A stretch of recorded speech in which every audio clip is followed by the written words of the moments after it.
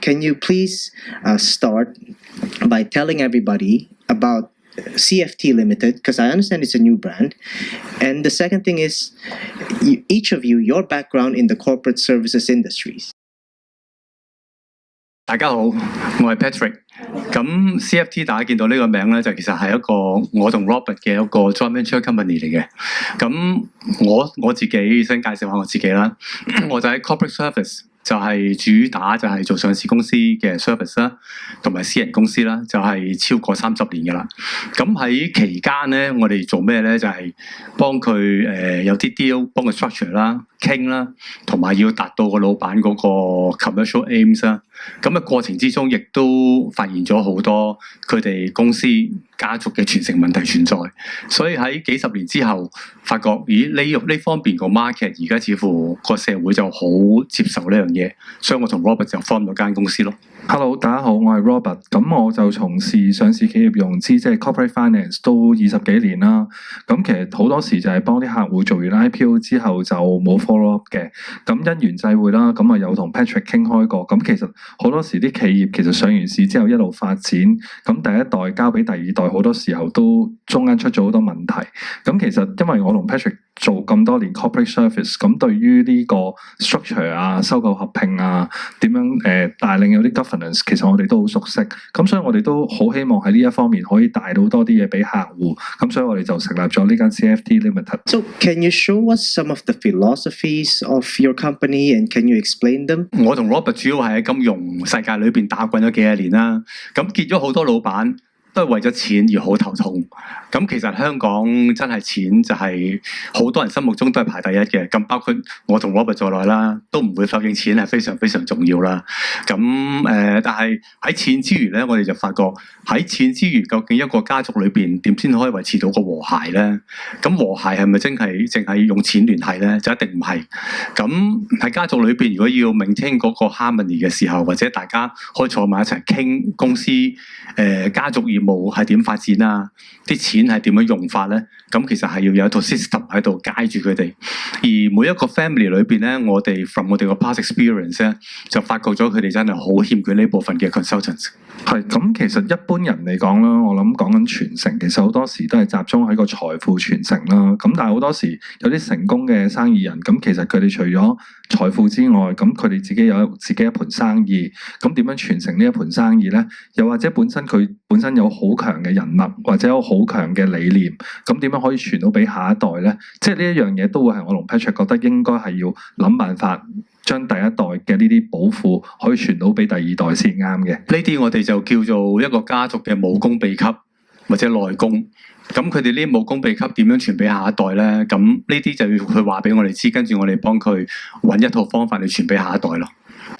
How a family charter works within that family office governance ecosystem, and can you also share some of the experiences that you've had, some of the challenges that you've faced? 好簡單，我用一個平安字或者遺囑做一個簡單嘅例子。咁喺華人社會裏邊咧，大家都見到平安字或者遺囑產生嘅問題喺呢幾十年裏邊咧，就不斷重複咁發生。咁但係呢啲問題大家都知係咩原因，但係咧又冇個方法，或者個家主又好，寫遺囑嘅律師又好，佢哋唔會揾方法幫啲家族去解決呢個問題。佢只係話幫你寫完之後，跟住個家主就擺喺個櫃桶度，跟住兩腳一伸就攞翻出嚟之後咧，啲兄弟姊妹咧就對個遺囑嘅內容之後非常之不滿啦，就開始鬧交打交。其實呢個循環就不斷喺香港喺華人社會不斷發生。咁但係點解冇人解決咧？就係因為華人社會嗰個華人既有一個佢哋唔會將呢啲事係成日都擺喺後邊，驚尷尬。或者呢啲事佢話留低等佢哋第日自解決啦。但係正呢樣嘢喺西方社會咧就好 open， 佢哋甚至乎簽咗個遺囑之前咧，巴菲特都講過，佢同佢 partner 就見證咗好多 family 喺正簽遺囑嘅時候，個遺囑嘅內容咧就成家人傾晒，有咗個共識。改完先至簽落去，結果嗰啲 family 咧嘅生活咧，大家都係現一個 harmony 嘅。咁呢個就係其中一個好大嘅原因咯。係咁好多時我哋見到啲客戶都係啦，即係身體有事去到真係 touch wood cancer， 去到好末期先去做一啲 planning。咁其實嗰陣時個精神或者個狀態其實都未必咁許可。咁其實好多時我哋都會建議，其實有啲嘢係應該要趁早做。咁所以點解我同 Patrick 想即係成立呢一個公司，就係希望可以推廣呢一樣嘢，咁令到有多啲人對於呢一樣嘢會有多啲注意。因為有時好老實講，即係就算你身體冇事，但係 touch wood 好似你大火一場意外，隨時走咗都唔知咩事。咁其實有時啲 planning 係好緊要，即係我哋尤其做 compliance 做咗咁多年，咁其實我哋都見證咗，即係冇一個好嘅 governance 咧，其實係好容易出事嘅，係啦。經驗分享咧就係話，譬如大家都知咩叫 corporate governance 㗎啦，喺間公司或者上市公司或者規模大啲嘅公司入邊，佢為咗管治，為咗公司行得暢順嘅時候咧，佢入邊好多 policies 啦，好多不同嘅制度啦，等啲員工或者係個 family member 去遵守啦，令到間公司係上軌道，唔會搖擺不定。咁但係咩叫 family governance 咧？大家都會諗緊嘅啦。但係 family governance 咧，我哋就會係喺佢嗰個體制。體制係咩顯現咧？就係個家族約章，有一個 family charter。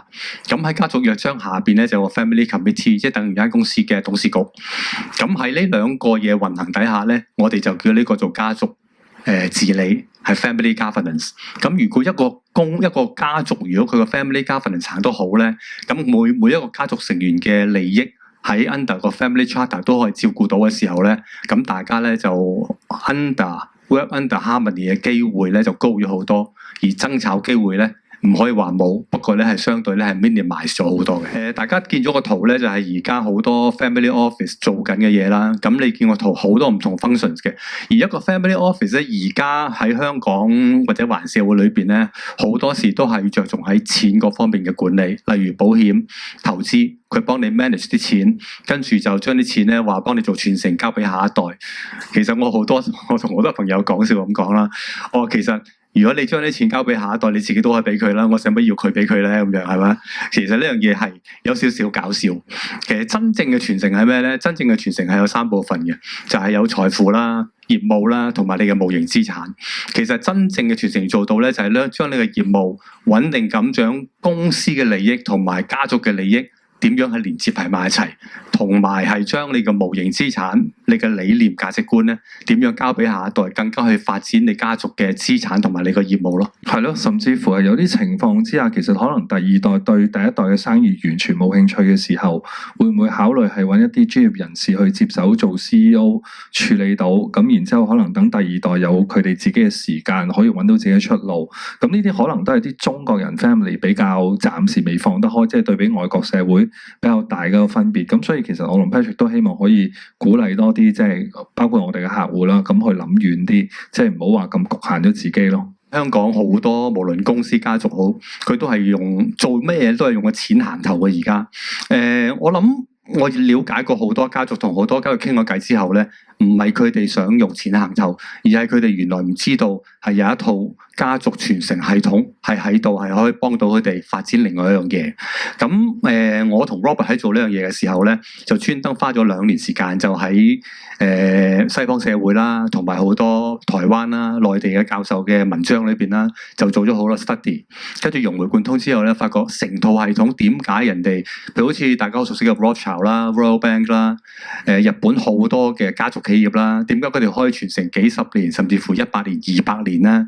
其實當中原來就有一套系統喺度，呢套系統就係幫咗佢哋傳承嘅一個 key 嚟嘅。係啊，咁所以我同 Patrick 都寫咗本書，咁其實阿 Jerome 嗰度都台面度有嘅。咁其實就入邊有講到，即係話我哋覺得嗰個傳承個理念係點啦。頭先 Patrick 都有講嘅，即係財富傳承、生意嘅業務傳承啦，同埋一個無形資產傳承咁樣樣嘅。I've written this down. Is Hoi Tai Chin Sing Simun.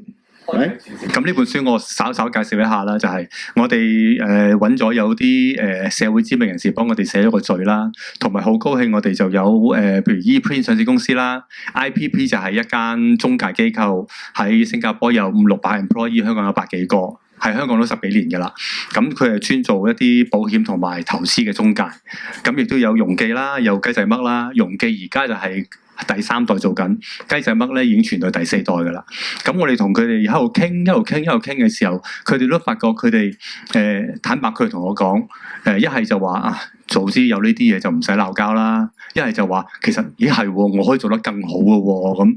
咁即係其實我哋即係見證到好多呢啲家族咧，本身佢哋真係唔知道有呢樣嘢存在。咁佢哋知道咗之後咧，佢哋慢慢個腦就會諗好多嘢，好多究竟我點可以做好啲，點可以令到將來我嘅 next generations 啊，或者有啲佢嘅家庭成員唔係喺香港嘅，有啲香港有啲或者外國有啲嘅，點樣拉入到兩代唔同家庭成員嘅文化可以有大家傾到偈咧？咁其實呢啲都係一個考驗嚟嘅。咁但係如果你乜都唔做嘅時候咧，咁你諗下，可能一代、二代、三代之後，可能你兩個地方嘅家庭成員咧已經係不相往來，甚至乎大家都冇乜偈傾。